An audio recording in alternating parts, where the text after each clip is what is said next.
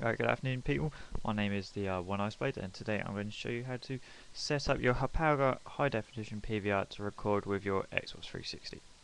Okay, as you can see here we've got the standard Hauppague unit and we have just our standard outputs on the back. Okay, alright, as we all know, everybody uses the standard VGA cable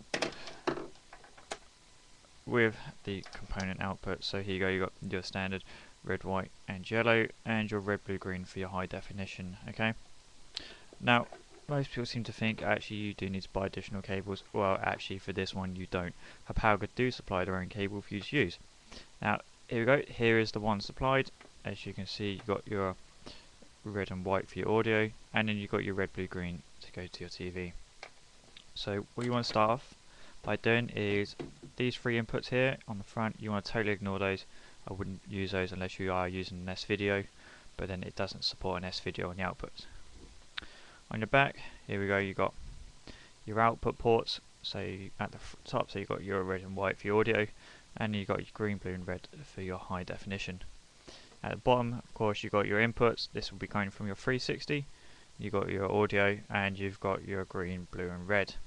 Now we've got two audio optical ports here. I personally just wouldn't use them. I've never had them, and basically if you're going to be using sort of like your Turtle Beach or your Astros or your Tritons, normally you would just use the optical fibre output, which comes on the back of these leads here, which can be shown here just by this little black bit here. Well, you can't really see it on mine, but that's where it goes. So okay, also we have a blaster cable, which is actually for when you're going to if you're going to use your remote control for this. I've personally never used it, so I don't bother with it. Here you got your USB connection. It's not a USB on this end, but it just plugs straight into your PC. And here we just got your DC 5 volts, which just goes to a normal 230 volt plug socket. So it's all pretty simple. So what you're going to start off by doing, what you need to do, is plugging in your audio. I mean, from your Xbox. So here we go. You got your red and your white. Honestly, don't worry about your yellow cable. Just leave it hanging about. I mean, I've never used it. You can't use it anyways. And then you just plug in your high definition here, as shown. Okay, and then as you can see, this end will go to the back of your 360. Remember, just on some people's TVs, don't forget to select the high definition slot here. Okay, once you've got that end connected, this is what you're going to do.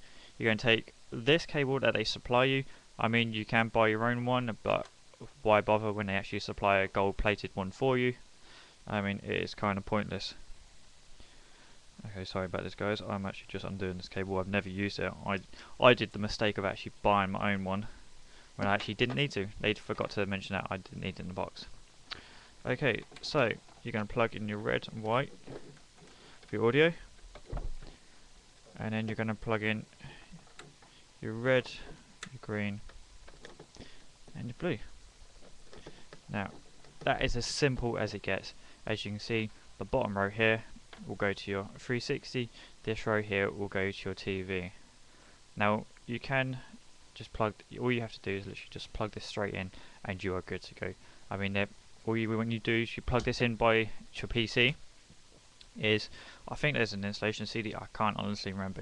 You should plug it in and it will automatically just start downloading the drivers and it will automatically install it. I'll show this on my next video on how to actually record it from your 360. I mean, all you do is you plug it in, load up the software, and you get to select which setting you want, and I would select the 360 setting and record. But yeah, as it is guys, that's as simple as it is. And then when your actual unit is on, you don't really need to bother with this power button because it pretty much is always on.